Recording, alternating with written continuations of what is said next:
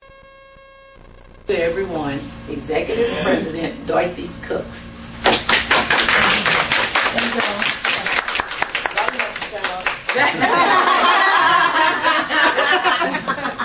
How y'all doing this evening? Great. We're going to try to make this short and sweet for you. The name of our company is Ardyss, as you know. What we do is make women beautiful. And we change their lives. And we make them happy by doing that. When I first heard about this company, I literally ran across it accidentally. I was invited to what they call a reshaping party. Lady said, let's go to a reshaping party. I said, what is that? She said, we're going to reshape your body. You can't reshape my body. I've been on every diet. I've done everything. So she said, no, this is really literally a reshaping party. So I said, okay, I'll go. I make a long story short, I had been in church all day. It was our church's first Sunday in our new building. I'm a greeter. I'd been there from 7:30 to 3:30. And then we went and ate, which was another hour and a half. So by that time, you know where I'm ready to go to bed. Not no reshaping party. So when I get to the party, the first thing come out of my mouth, when I get out of the door, I said, this is one of them MLMs, I'm going to cuss everybody out here. I said, because you done tricked me, and I'm tired of people tricking me to these places, trying to get me and stuff, because they know where I am. So when the lady come out the car to meet me, I just plain said, I said, is this one of them MLM? Just like, I'm talking ignorant. She said, because she had other guests. So I said, no, nothing. I'm asking you. I'm tired and I don't feel like it. She said, just come on in and sit down. So I just went in and sit down, crossed my legs, and, color folks move. Like, letting everybody know that I don't want to be bothered. Sit on my legs, cross my legs. They say, you want something? I said, no, I want nothing. Y'all to get on with whatever this is. So about this time, a lady come out, and she said, I'm going to sit there about 10 minutes. Now, mind you, there's 10 women in there. And every single one of them looked like they had lost their parents, their children, their home, and everything they own. Okay? Now, I don't know if it just so happened that everybody was tired that evening, because it was about 6 o'clock on Sunday evening. But nobody spoke when we came in. Nobody said nothing. Okay? So a little while after we all sit there, this lady walks out, and she had a big stomach out here. And she said, in a minute, you won't see my stomach anymore. Yeah, right. So I sit down in a chair with my legs crossed and arms like this because I don't want to be bothered. Right. She come back out in about 10 minutes and her stomach was gone.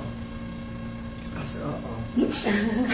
I started looking here. I said, I can't let nobody know I'm looking because I'm leaving. You understand? I said, okay. And then a little while after that, a little lady come out about this high and about this big around. She said, I'm going to reshape everybody here. So, the first thing come to ignorant mind. You need to reshape yourself. Now, little did I know she had lost a lot of inches from wearing the garment and was a lot bigger than she was. So when I found that out, I felt this little. But yet, I still did not say nothing, okay? So one by one, they put that garment on these women. And one by one, those women went from being in a funeral-like circle. I mean, I don't even know what to call it because they were so down and out. Till 4th of July, New Year's celebration. They were up dancing, talking about I'm going to give me a husband. I'm serious. These same women that would not speak was up literally dancing with these garments on. Didn't care that the people were in there. They had the garments on. They was dancing. So I said, my goodness. And the lady would make them smaller and smaller. Each one looked like they got a little smaller. I said, uh-oh. Either this is what I see, or this is a trick to this. So, you want to find something wrong with it, because the first thing I said, this is too good to be true. And what got me was the women attitudes. They went from way down here to way up there. I said, if you can do that for a woman, you can win the world. So, little by little, I sit there and watch these women. And after I saw it, I said, I got to get out of here, because now I'm scared. I'm serious, because I'm scared. If this is true, I'm going to come across a gold mine. You understand? And the first thing I want to know is who else know about it. You understand? So they tell me, they said, well, there's only 3 American-speaking people in the business. Well, actually 2, because one had invited me, and one other one. So I said, wow. I went home. I'm telling you, this is the truth. I went home. I said, God, if this is what I think it is, you have given me a powerful ministry here. If I can take a woman from way down low and bring her up high, what have I got here? So, I mean, really, it literally scared me. So the next day, I wouldn't even try the garment on. Now, what I did do before I went out of there was that I kept saying, does it show through your pants? I kept asking all kind of crazy questions. You understand what I'm saying? So the lady said, no, it don't show through your clothes. Now, I had on a pair of St. John knits. Y'all know what they are. You see everything in the world through them, didn't you? I stood up in the middle of the floor in front of everybody and took them off. I said, put these on. Let me see if I can see it. She put that on. I couldn't see the garment. So I was outdone again. I took my pants off, put them on, and went home. Okay?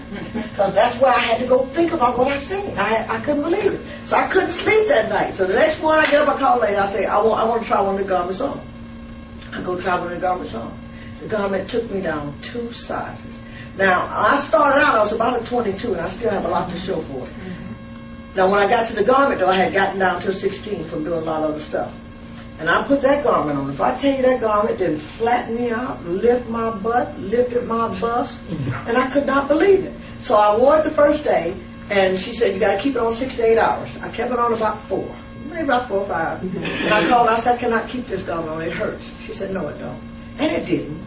But you know, I'm still trying to find something wrong. I just wanted it to be wrong. I don't know why. I just wanted it to be wrong. So she said, take it off then. It's bothering you.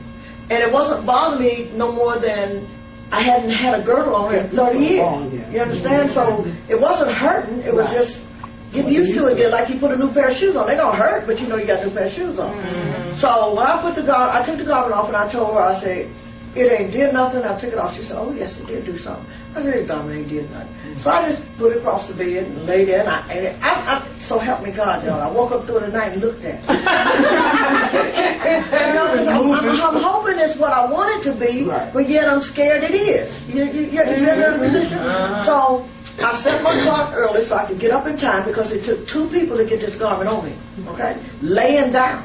They had to lay me down and just hold time me up and go with the wind. That's it. Okay? That's how I got in this garment. I'm serious. So I said, I'm going to set my clock because I'm by myself. I'm going to have to get up early, put this garment on so I don't have a lot of time. So on the way to the shower, I said, let me just try this thing on.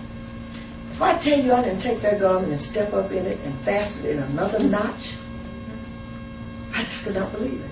And I called her lady, I said, I put this garment on by myself. She said, I know. I said, I fastened it in another row. She said, I know. I said, it did do something. She said, I know. Now, mind you, it's 6:30 in the morning. She's mad because I'm calling her anyway, but I was so excited, that I called her. So then I said, okay, it works. It works. It works, okay? I put the bra on. I put it back on by myself, which I swore I couldn't do. I just knew I couldn't. But anyway, to make a long story short, after I did that, I told her, I said, okay, now what? She told me, she said, you can sell it. Still, I'm trying to find out who else knows. I don't want nobody else to know. I really don't. So I left town, and I went all the way across town and told my best friend, I said, listen, come on, now.